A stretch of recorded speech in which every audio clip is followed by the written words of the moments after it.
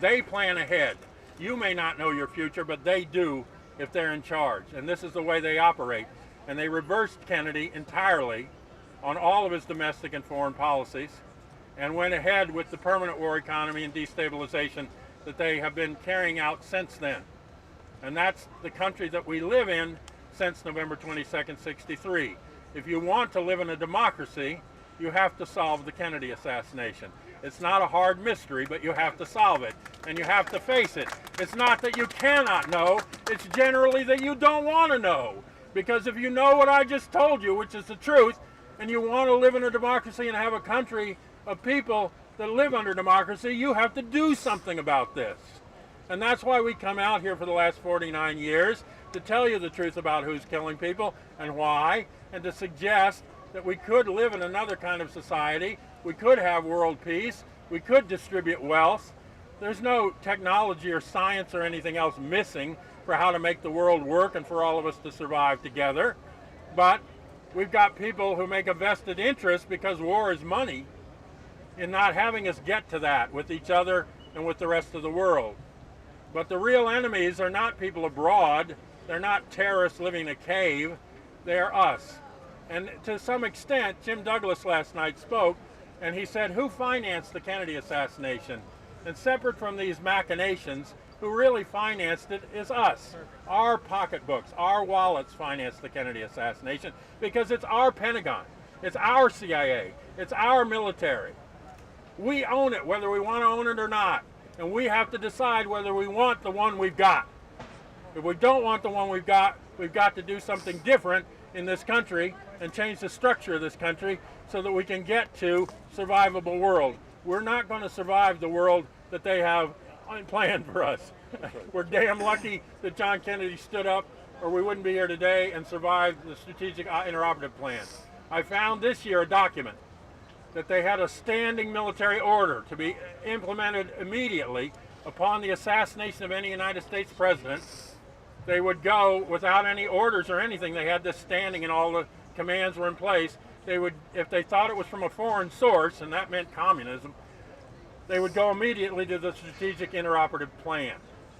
So November 22nd, 63, first they don't know who the killer is, then they say it's a commie.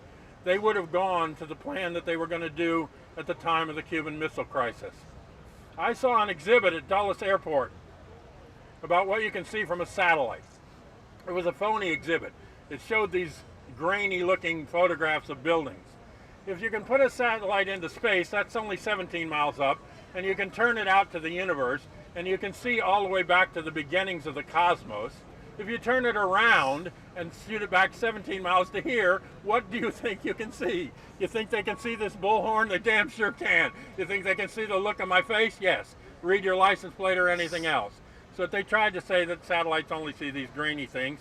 And then before satellites, that there were spy planes, and they had a model of the U-2 spy plane, which caused quite a bit of trouble. When one was shot down, so they said, others said sabotaged. In any case, they had a picture taken from a U-2 in Cuba of a Quonset hut and some buildings and some trucks with hooks on them that led to the analysis that the ICBMs and the nuclear weapons had been moved from Russia to Cuba. And this was an old glossy photograph that had been part of the analysis that led to the Cuban Missile Crisis. And typed on the bottom in old typewriter font, it said, courtesy of Jagger Childs Stovall. And I bust out laughing, but 99.9% of the American public don't know what that means. Jagger Childs Stovall was over here in Fort Worth. It's subcontracted to the National Reconnaissance Organization, the NRO, whose initials were secret in those days. And it itself subcontracted out to a firm called the Saul Bloom Advertising Agency, which interestingly enough did the advance work for the Kennedy motorcade. And employees of that changed the motorcade route. Okay, but Saul Bloom had better photographic equipment than Jagger Childs, and they sent their top photographic enlargement and intelligence agencies what was going on about the Kennedy assassination and penetrating the groups that were around it, and they set him up as the patsy in the case. He did not kill Kennedy, he didn't kill anybody that day, he didn't fire a weapon. He wasn't on the 6th floor, he was on the 2nd floor, drinking a Coke. Okay, but he's been made into the villain so that the real villains cannot be seen. okay? But this country hides things. I live in Washington, D.C. A few miles from me is the Suitland National Records Center in Suitland, Maryland, National Archives. Military records since World War II in underground buildings. Each building is an acre in size. 27 acres of hidden documents just since the end of World War II that you're not allowed to see. That's your history, literally captured and buried. Today, you had to get a ticket to see your history and to come out here, unless you were willing to wait out in the cold rain till now, all right? But part of the reality of the national security state is that they steal our history. And a people whose history is stolen is a conquered people, because without knowing our own history, we cannot act. Martin Schatz said that the political paralysis in America is based on the fact that we are allowed to believe anything, but allowed to know nothing. And if you cannot know, you cannot act. But I would suggest you can know. And we went to the record and we found it, and we unearthed more of it. It's not a parlor mystery. It's not something you can't figure out in your lifetime. I just gave you the analysis. Is it a conspiracy theory? Everything starts as a theory, but when it's embellished by facts, it becomes a conclusion. And so you have to go to the facts. You can't just make up a theory. But, you know, it's not about theories. It's about reality, and it's about history, and it's about getting back what's left of democracy in this country if you want it. And there were 5 of us back in the day coming out here every year. After Oliver Stone's film, it went into the hundreds. There were 5,500 on the 40th. His 5,000 today. How many more were locked out? You know, it's not going to die. It's not going to go away. This was a moment of silencing. This was a perpetuity of silence. This was to say, forget the Kennedy assassination. Leave it to history. Never mind. Nothing to look at here, folks. Move along. But I suggest that the Kennedy assassination is the Rosetta Stone to understanding the world that you live in. And it's not a historical incident that has no impact. The world is what it is today in part because of the Kennedy assassination and the murders of his brother and Malcolm X and Martin Luther King and many, many others here and abroad who tried to work for social change and peace and a different world. And if you want to live in that different world, and you want to honor the life and legacy of John F. Kennedy, which the mayor said he was doing today, I suggest you have to solve his murder. How do you honor him? How do you love Kennedy and let his murderers get away?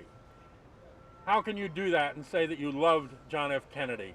If some president today took up the policies of John F. Kennedy in 1963, he would be shot again in the streets of Dallas or some other city in this country by the same establishment that controls this country and ends democracy for all of us. We can know the truth, we can act on the truth, we can get out of the fear of each other and people and ghosts that they put up for us to be afraid of each other. We can embrace democracy and real freedom and the truth if we want to, and if we do, we will be free. Nice. Well done.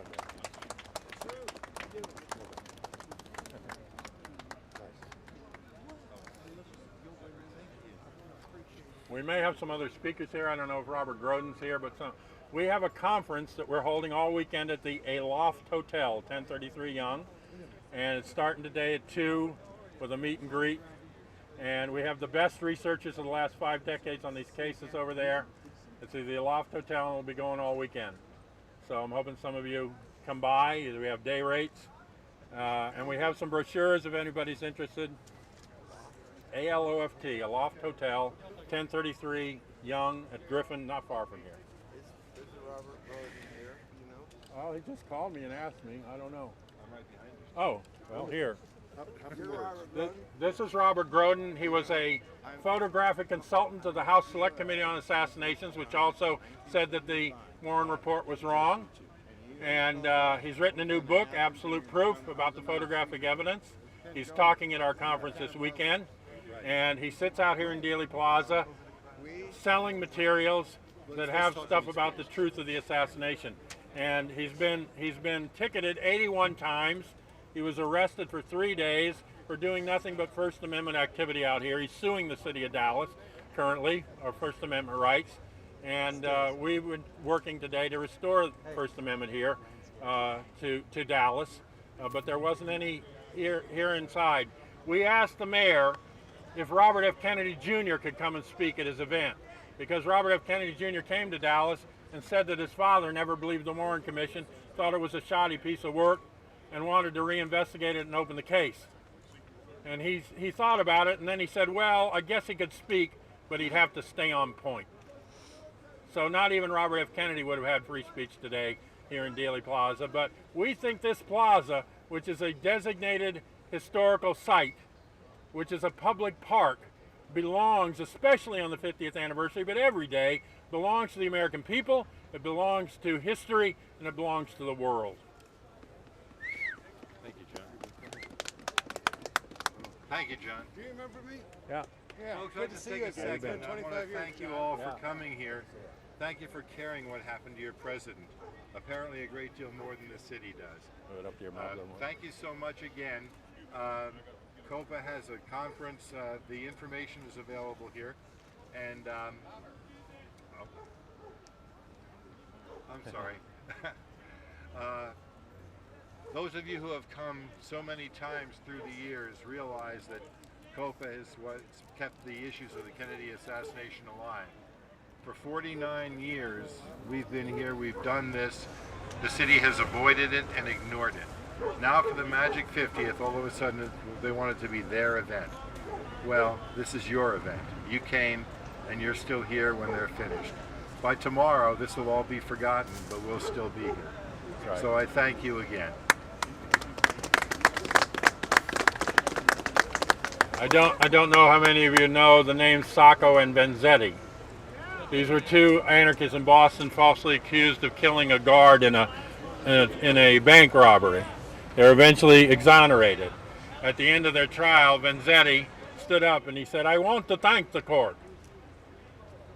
He said, because of you, I'm nothing but a poor fish peddler, and my friend Sacco here is a shoe peddler. He said, no one knew who we were. He said, history will not long remember the name of the judge in this case, and he pointed to the judge, nor the prosecuting attorney, and he pointed to the prosecuting attorney, but the name Sacco and the name Vanzetti will live on in the hearts of the people.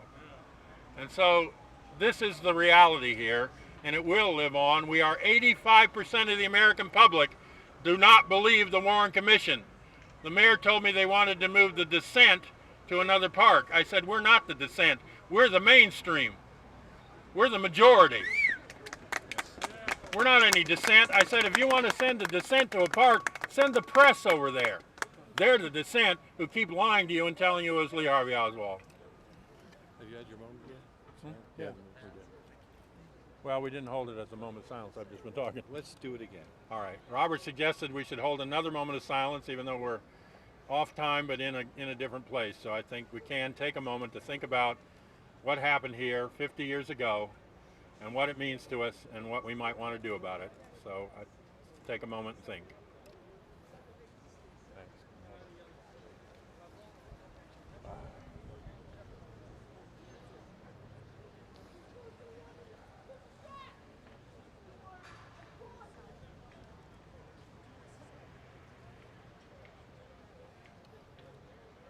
Folks, let's hope that the silence of the press ends.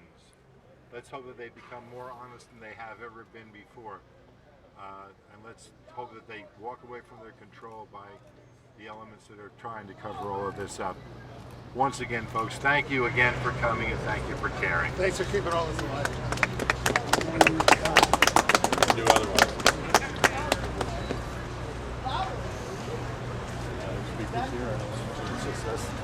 Okay. Just me and the Dealey Llama.